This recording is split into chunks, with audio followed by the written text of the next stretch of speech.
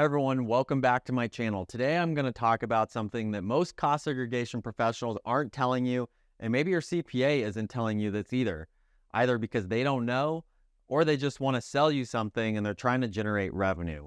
But these are things that are often overlooked and most taxpayers are not aware of. The first thing is that if you create too many deductions, then you may run into limitations. One of these limitations is the net operating loss. And this basically is when you create more deductions on your tax return than you have income, then you have what's called a net operating loss. Now, previously, you were able to take those losses and completely offset income in future years to the extent that you had it.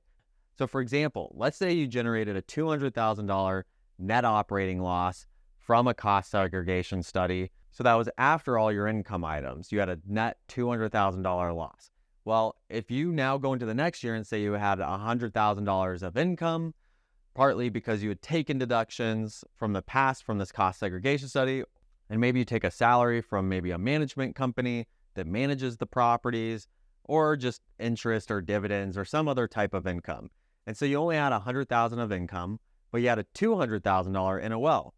Previously, you could use that $200,000 NOL to completely wash out the income from the current year.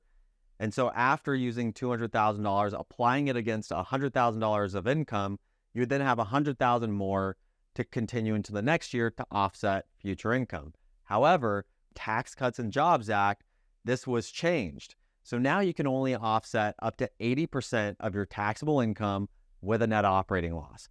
So using that same example that we just did, let's say you had that $200,000 loss from a cost segregation study, and then the next year you had $100,000 of income. Well, 80% of your taxable income in that year would then be $80,000. That means you could only use $80,000 of that net operating loss to offset this year's income. So you had $100,000 of income, a $200,000 net operating loss. You can only deduct $80,000 of the net operating loss, and therefore you have $20,000 that you're paying tax on. And then because you used $80,000 of your $200,000 net operating loss, you have $120,000 to carry over into future years, which is also subject to this 80% limitation. The second thing that they're probably not telling you is that you don't have to implement a cost segregation study in the year that you acquire or place it in service. You can do it in any future year that you still own the property. So for example, let's say that you acquired a property in 2022, but you don't need the deductions that year. You can actually wait until 2023 or a future year to perform the study. And what happens is you calculate the depreciation as if you had implemented the study in the year you acquired it. And then you look at the actual deductions you took without it being implemented. And that difference is a write-off in the year that you want to use it. So in other words, if you don't need those deductions in 2022, but you do need those deductions in 2023, well, what you can do is you can wait till 2023, implement the cost seg study, generate those deductions, recalculate depreciation, and use those losses against your 2023 income. And this is really helpful going back to the first thing we talked about with net operating losses. If you know that you already have a lot of deductions, you don't want to create too many that you create an NOL situation where you're then further limited. You may want to wait until there's a year when you have a lot of income to offset with it. Now, the last item that they probably aren't telling you is that you get the depreciation rules in effect when you place the property in service. So in 2022, we had bonus depreciation, which was essentially where you could expense the entire cost of qualifying assets in the year you acquired them instead of depreciating over a longer timeline. And cost segregation studies really break out those items that are eligible for bonus that you can write off right away, which is one of the great benefits of doing a cost segregation study.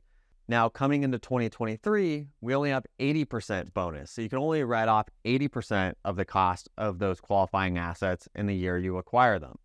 So let's say you bought the property in 2022, but you don't need the deductions then. So you wait until 2023. Well, a lot of people are mistaken and think that, oh, now because I waited to do the cost segregation study and I'm doing it in 2023, I only get 80% bonus. But that's not true. Because you place the property in service In 2022, when we had 100% bonus depreciation, that's the tax law that you get. So even though you implemented in 2023, if you acquired it in a year that had 100% bonus depreciation, you get to still take advantage of bonus depreciation. Now, a lot of the cost segregation professionals, CPAs, either don't understand this, they're too lazy to do any planning, or they just don't want you to know because they want the fees for doing the studies. So you need to engage a CPA that's on your side that will do some of this planning and thinking with you so that you're not running into these pitfalls, and you make sure that you are getting the best benefits when you spend the dollars required to perform these studies. So I hope you learned something and this was helpful. Please hit subscribe and like the video. I'll see you guys next time.